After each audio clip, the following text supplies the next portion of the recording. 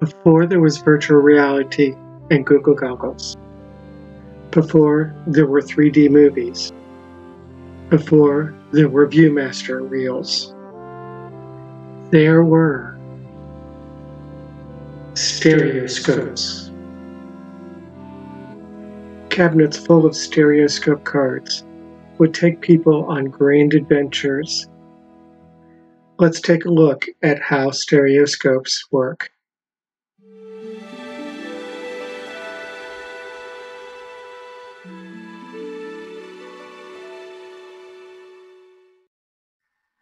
Stereoscopes require two images, a left image and a right image.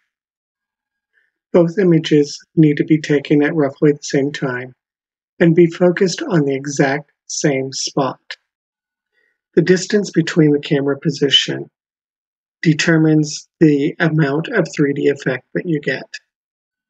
It could be as little as the distance between your eyes, or it could be many feet apart. It all depends on if you are doing macro or close-up or large objects very far away, or if you want to accentuate the 3D effect.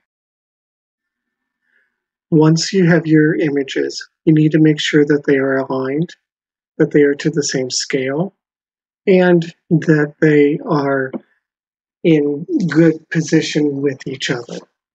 There are softwares available to do this, or you can do it manually. It is up to you. Once you have your images, you have to decide how you're going to allow someone to see the 3D image that's produced. There are many different ways, but the key is behind all of them is that one eye must see one image and the other eye must see the other.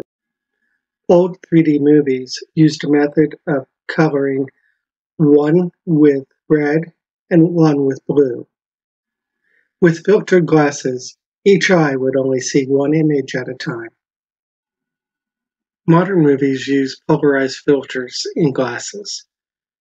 The movie has lines running up and down the image.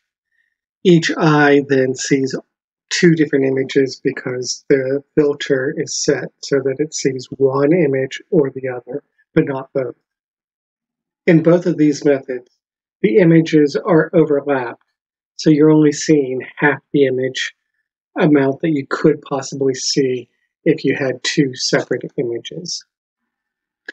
The last two methods require that the images be side by side and that each eye look at one image at a time. The left eye will look at the left image and the right eye will look at the right image, or the left eye will look at the right image and the right eye will look at the left image. These are called the parallel and cross-eyed views. Modern VR and stereoscopes will force your eyes into the parallel view. If you don't have those, you can cross your eyes and that will force your eyes to see only one image at a time.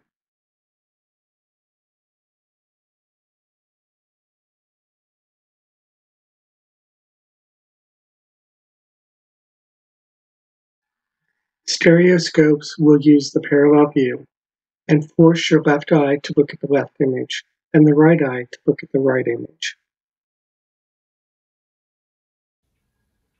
Looking at an image through a stereoscope is as simple as looking through, and then you can focus by pushing or pulling the picture in or out.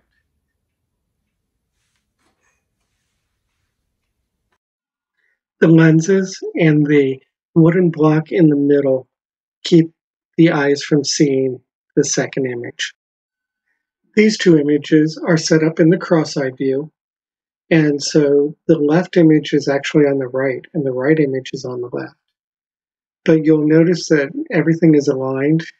We've also made sure that they're in the same plane, that everything is set up so that we're seeing the same item.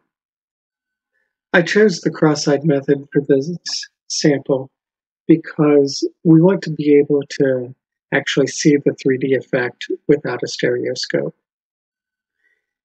In order to see the image, you will need to cross your eyes and a third image will form in the center.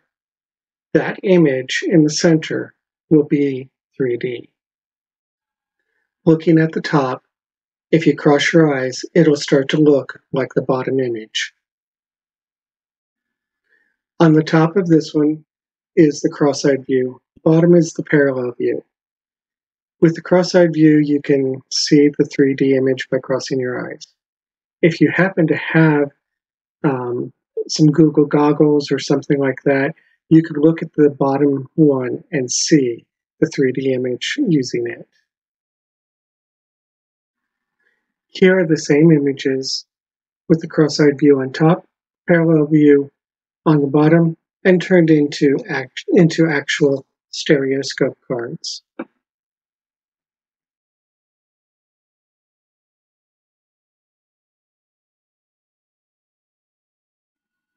Now let's go through the same progression for our original stereoscope card.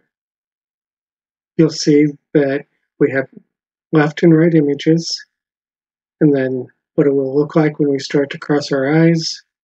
Cross-eyed view is on top, parallel view is on the bottom.